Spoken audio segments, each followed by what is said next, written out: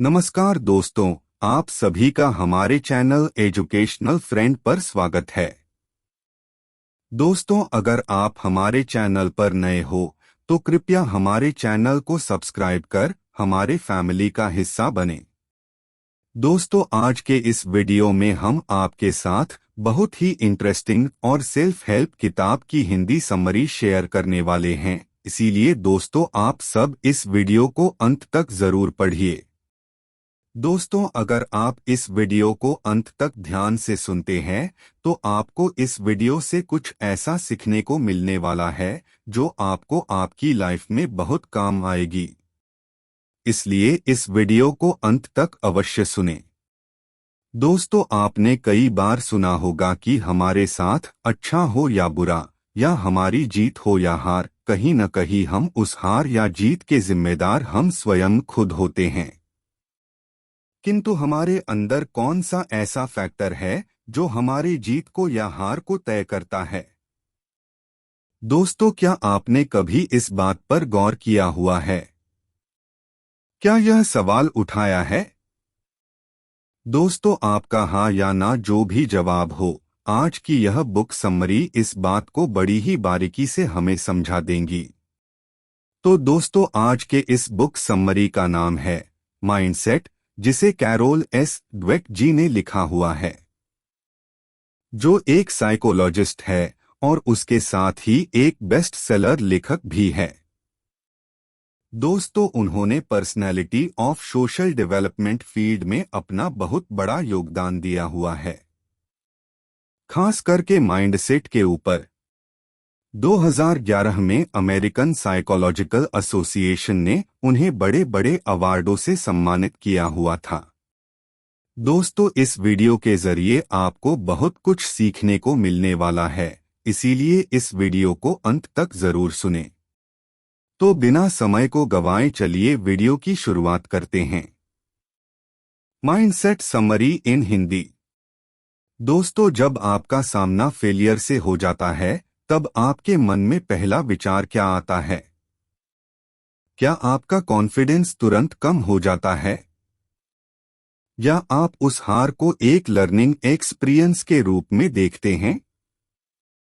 आप हर एक चैलेंजेस को इस नजरिए से देखते हैं कि बस ये साबित करने का मौका है कि आप कितने स्मार्ट और टैलेंटेड हैं। तो ऐसा क्यों होता है कि कुछ लोग एक चैलेंज को पार करने के बाद ग्रो करने लगते हैं और कुछ लोग उसके आगे घुटने टेक कर कभी आगे ही नहीं बढ़ पाते हैं? दोस्तों, आपके हर एक सवाल का जवाब आपको इस माइंडसेट बुक समरी इन हिंदी वीडियो में मिलने वाला है। इस सेल्फ हेल्प बुक समरी के द्वारा आप समझेंगे कि कैसे आपके बारे में आपकी सोच आपकी जिंदगी के हर पहलू पर अपना गहरा असर डालती है। इस समरी को पूरा सुनने के बाद आप जानेंगे कि आपका माइंडसेट यानी कि आपका नजरिया कितना इम्पोर्टेंट होता है। ये आपके जीने के तरीके और प्रॉब्लम को सामना करने की एबिलिटी पर असर डालता है। इसमें आपको अलग अलग माइंडसेट वाले लोग किस तरह अपनी जिंदगी को जीते हैं, उसकी भी झलक देखने को मिलेगी। इस तरह आप अपने खुद के माइंडसेट के बारे में भी जानेंगे और उसके साथ ही आप ये भी समझेंगे कि अगर जरूरत पड़े तो आप खुद को कैसे बदल सकते हैं। तो अब समझते हैं पहले वाले चैप्टर माइंडसेट से। माइंडसेट। दोस्तों, क्या ये प्रकृति है या परवरिश है जो एक इंसान को उसकी पर्सनालिटी देती है? हालांकि इंसान होने के नाते हम सभी में कुछ बातें कॉमन जरूर होती है, लेकिन फिर भी हम एक दूसरे से बिल्कुल अलग और यूनिक है। दोस्तों, हमारे जैसा कार्बन कॉपी इस पूरी दुनिया में कोई नहीं है। कुछ एक्सपर्ट्स का कहना है कि हर इंसान का एक बेसिक नेचर होता है जो कभी भी नहीं बदलता। कुछ फिजिकल कैरेक्टरिस्टिक का फर्क जरूर होता है जो हमें एक दूसरे से अलग बनाता है। वही दूसरी ओर कुछ एक्सपर्ट्स का मानना है कि लोगों का माइंडसेट इस बात से बनता है कि उनकी परवरिश किस तरह से की गई थी। और उन्हें अपनी जिंदगी में कैसे माहौल और चैलेंजेस का सामना करना पड़ा और वो किस नजरिए से चीजों को देखते हैं। तो अब इन दोनों में से कौन सही है? तो उसका सही जवाब है दोनों। ये दोनों साथ साथ चलते हैं और अब आप खुद को कैसे देखते हैं वो आपको बना भी सकता है और बिगाड़ भी सकता है। ये बात आपको सुनने में अजीब लग रही होंगी, लेकिन ये बात बिल्कुल सच है। कुछ लोगों को लगता है कि वे बहुत होशियार और स्मार्ट है और इसमें उनको बिल्कुल भी डाउट नहीं होता है। तो इसे फिक्स्ड माइंडसेट कहते हैं। इन लोगों का ऐसा मानना होता है कि हम सभी एक लेवल ऑफ इंटेलिजेंस और लिमिटेड कैपेसिटी के साथ पैदा होते हैं और इसे हम कम या ज्यादा नहीं कर सकते हैं। इन लोगों का माइंडसेट एक पत्थर की लकीर हो जाती है जहां वो अपने आप को बदलना ही नहीं चाहते हैं और ये उनके अंदर एक गहरी इच्छा को जन्म देता है। ऐसे लोग हर किसी को ये साबित करना चाहते हैं कि वे कितने स्मार्ट हैं। लेखक ने इस तरह के माइंडसेट को बहुत से लोगों में देखा हुआ है जो इसे एजुकेशन, कैरियर और रिलेशनशिप में दिखाने की कोशिश करते रहते हैं। ऐसे लोगों को लगता है कि हर एक सिचुएशन खुद को एक स्मार्ट साबित करने का मौका है और अगर वे लोग ऐसा नहीं कर पाए तो वे खुद को एक फेलियर समझने लगते हैं। दोस्तों, इन सबसे अलग एक और माइंडसेट है जो ये कहता है कि एफर्ट्स के जरिए खुद को बदला जा सकता है और इसे ग्रोथ माइंडसेट कहा जाता है। दोस्तों, ऐसा तब हो जाता है जब आपको लगता है कि जिन क्वालिटीज के साथ आप बड़े हुए हैं उसकी वजह से आप एक पॉइंट पर आकर अटक गए हैं। इसीलिए आप बड़े जुनून और जोश के साथ खुद को बदलने की कोशिश करने लगते हैं क्योंकि आप जानते हैं कि आपको अभी बहुत कुछ सीखना बाकी है। ऐसे लोगों का मानना होता है कि पैदाइशी टैलेंट जैसी कोई चीज नहीं होती है और किसी भी चीज को लगातार एफर्ट्स के जरिए हासिल किया जा सकता है। अब समझते हैं अगले चैप्टर के बारे में, इनसाइड द माइंडसेट। दोस्तों, जब आपका माइंडसेट फिक्स्ड होता है तब आप एफर्ट्स को एक बुरी चीज समझते हैं क्योंकि आपकी सोच फ्लेक्सिबल नहीं होती है। तब आप ये मान लेते हैं कि या तो आप बहुत बुद्धिमान हैं या आप बिल्कुल भी बुद्धिमान नहीं हैं। लेकिन अगर आप एक ग्रोथ माइंडसेट वाले इंसान हैं तो आप समझते हैं कि एफर्ट्स करना ही आपको स्मार्ट बनाता है और उसमें आपका मकसद किसी को कुछ साबित करना नहीं होता है बल्कि आपका गोल होता है कि खुद को लगातार इंप्रूव करते रहना। दोस्तों, इस किताब के लेखक ने हांगकांग यूनिवर्सिटी में एक एक्सपेरिमेंट करने का फैसला किया। इस यूनिवर्सिटी में पढ़ाने के लिए इंग्लिश भाषा का इस्तेमाल किया जाता है। तो जाहिर सी बात है कि उस यूनिवर्सिटी में कुछ ऐसे स्टूडेंट्स थे जिनको इंग्लिश भाषा अच्छे से नहीं समझ आती थी। जब उन स्टूडेंट्स को एक सर्वे में पूछा गया कि उन्हें अगर कोई ऐसा कोर्स ऑफर किया जाए जो उनके लैंग्वेज के स्किल को पहले से ज्यादा बेहतर करेगा तो क्या वो उसे करना चाहेंगे। जिन छात्रों ने हाँ में जवाब दिया उनका ग्रोथ माइंडसेट था। उनका ये मानना था कि आप कुछ सीखकर या खुद को बदलकर पहले से बहुत ज्यादा स्मार्ट बन सकते हैं। दूसरी ओर जिन छात्रों का फिक्स्ड माइंडसेट था उनका उस कोर्स में बिल्कुल भी इंटरेस्ट और दिलचस्पी नहीं थी और उनका जवाब ना था। और उन स्टूडेंट्स का मानना था कि हर इंसान के बुद्धिमानी का एक लेवल होता है और इसे बदलने के लिए कुछ भी नहीं किया जा सकता है।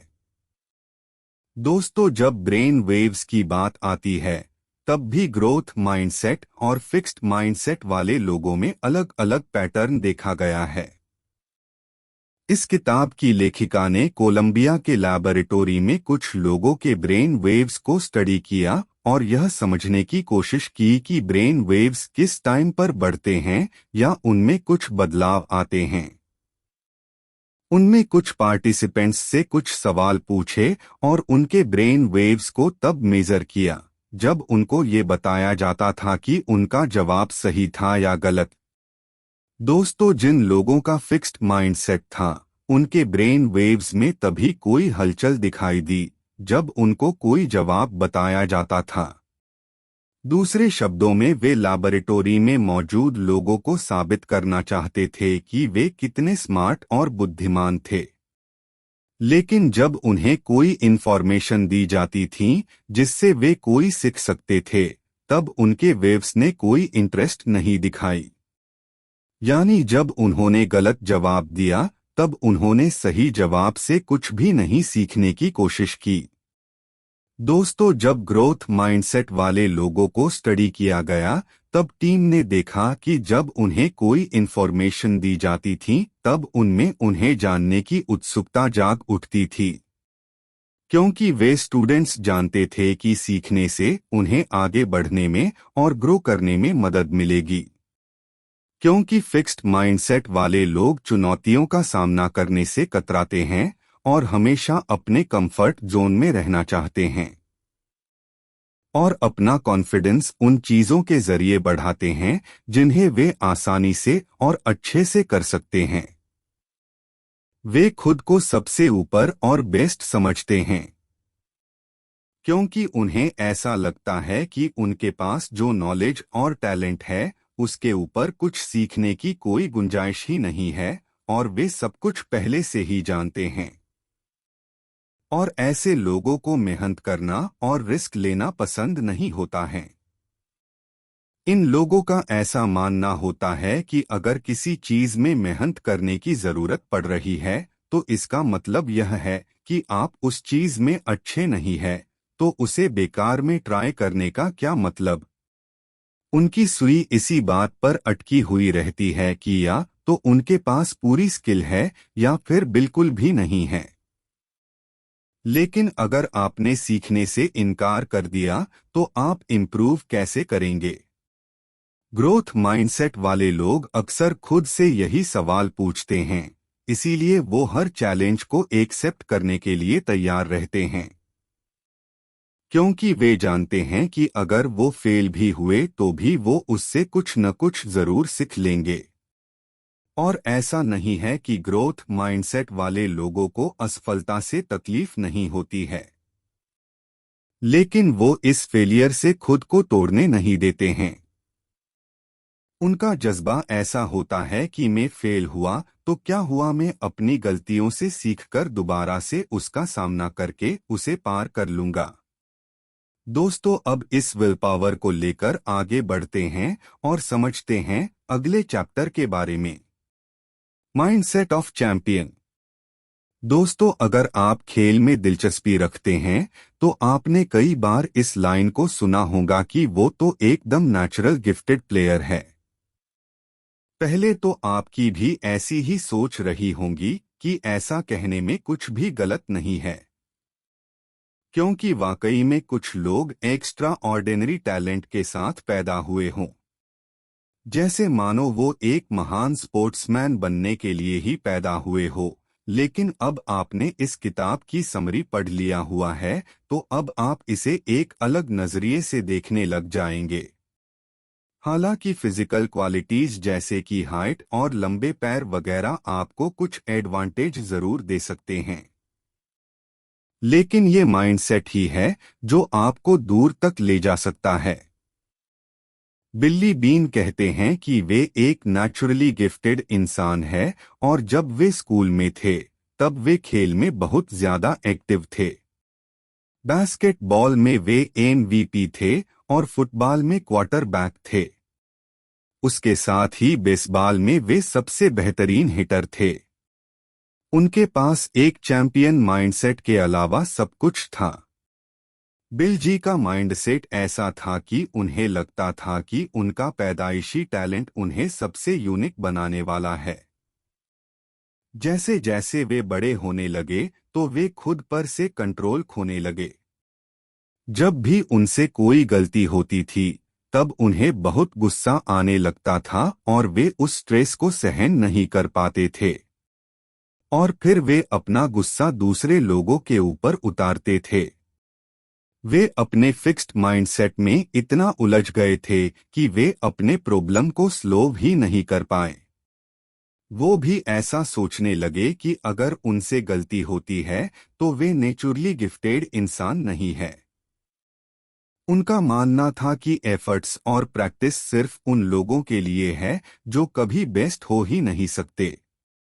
दुर्भाग्य से यही माइंडसेट उनके असफलता का कारण बन गया। दोस्तों, उसके बाद बीन जी एक बेसबॉल प्लेयर तो नहीं बन पाए, लेकिन उसके बजाय मेजर लीग में एक एग्जीक्यूटिव बन गए।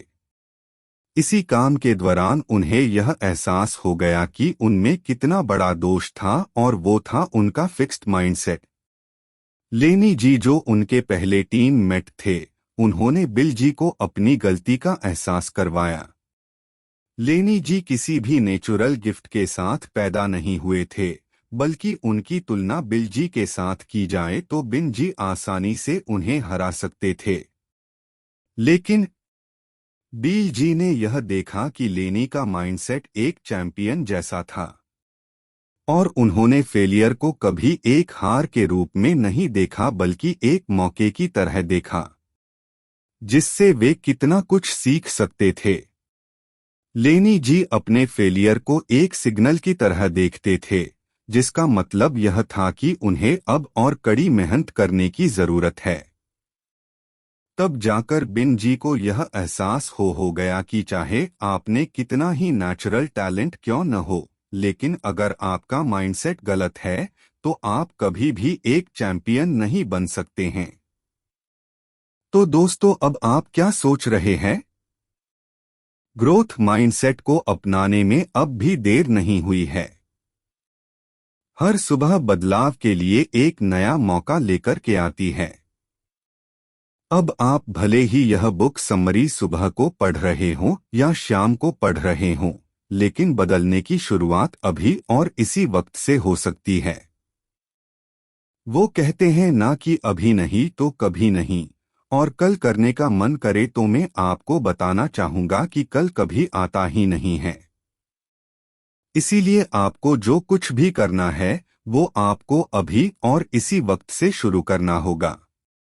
Conclusion of mindset book summary इन हिंदी। दोस्तों, आज के इस माइंडसेट बुक समरी इन हिंदी वीडियो के जरिए आपने इंसानों के दो माइंडसेट के बारे में सीखा, जो है ग्रोथ माइंडसेट और फिक्स्ड माइंडसेट।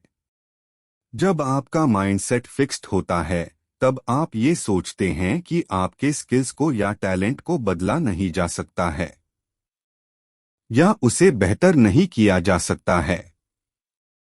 दोस्तों, यही कारण है कि आप दो तरह के रिजल्ट्स के बारे में सोचते हैं। या तो आपके पास नेचुरल टैलेंट है या फिर बिल्कुल भी टैलेंट नहीं है, और फिर आपकी सोच सिर्फ हार या जीत तक ही सीमित रह जाती है और आप ग्रोथ के बारे में सोच ही नहीं पाते हैं। फिक्स्ड माइंडसेट वाले लोग यह मानते हैं कि हम सब लिमिटेड कैपेसिटी के साथ ही पैदा होते हैं और सीखना या मेहनत करना फिजूल है। असल में फिक्स्ड माइंडसेट वाले लोग हारने से डरते हैं कि अगर वो फेल हो गए तो उनकी इमेज खराब हो जाएंगी और सब लोग उन्हें एक फेलियर समझेंगे। दोस्तों, इसीलिए वो किसी भी चल्लंगे को एक्सेप्ट नहीं करना चाहते।